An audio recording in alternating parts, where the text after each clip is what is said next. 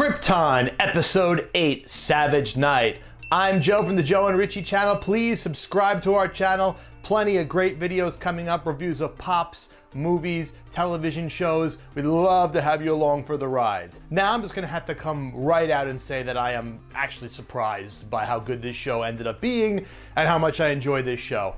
In my first video, I was savage to it. I was really ripped it apart. In the beginning of this episode, they showed that first clip in episode 1 where Adam Strange runs up to Seg-El. Seg-El looked like he was like 7 years younger. Now, obviously he was not, but he could have been a year or two younger. Pilot must have been shot at least a year maybe before they actually went to series. That's what I'm thinking, because that would actually tend to make somewhat sense. I may be wrong, maybe my eyes are deceiving and he just was a lot cleaner looking in that scene. They cleaned up their act after the pilot and found a better direction for the show.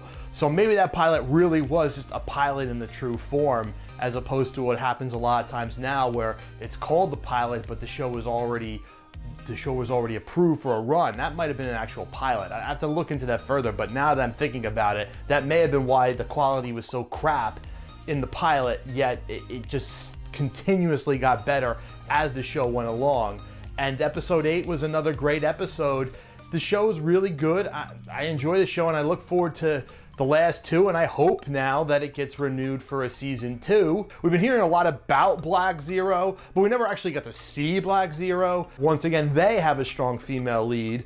Black Zero cannot be all for good, obviously. They're a terrorist organization, so they're making a deal with some naughty folk on the behest of General Zod, who later in the episode, Jaina realizes may not have the most honorable of intentions, which I thought that was really cool. Her character is great. General Zod made the mistake of telling the outright truth that he was in the Phantom Zone for being a criminal, for trying to overthrow the government, and she kind of realized by the end of the episode, I don't think he's here to save Krypton. I think he's here to rule Krypton. Finally, something for Adam Strange to do in this episode. We got, as I mentioned before, we showed his first scene when he first met Seg, and then we showed where he went once he got sucked away, talking to some voiceless people in a futuristic looking room. They were kind of talking about his character and how he never pulls through with anything, and maybe, informing his character a little bit, giving his motivation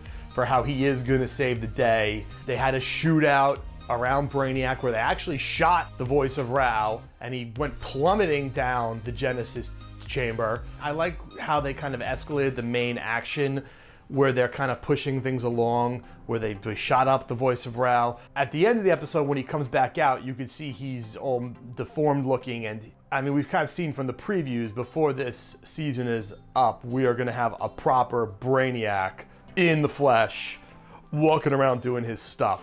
So that kind of pushed along the eventual reveal of the Brainiac form, which we're certainly going to get. So I like that they kind of escalated the story.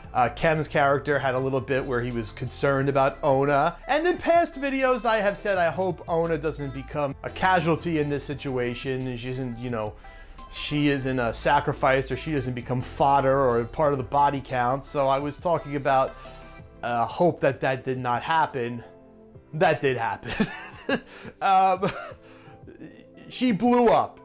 So basically, Kev tried to get her to get away from the voice of Rao. She wouldn't come. She was too happy, and he didn't want to rip her away. And then when stuff got real,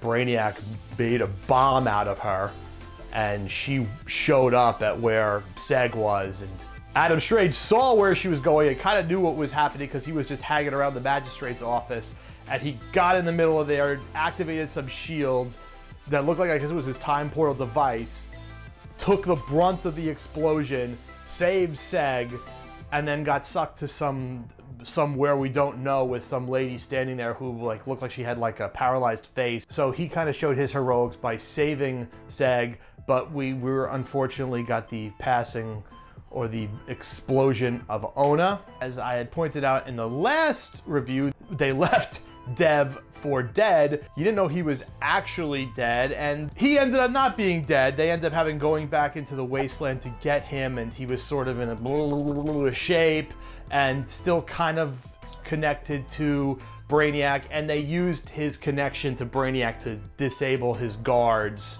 and they saved his life.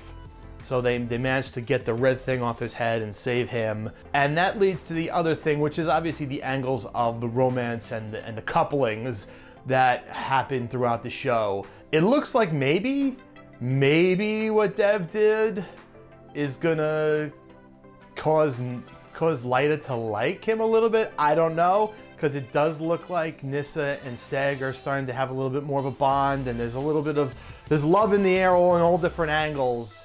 So who knows, maybe there is hope for their relationship after this. But yes, Dev M was alive. So in comic books, you can never count anybody out, which is why it's hard for me to just say we're not going to see Ona again on 100%, but she blew up.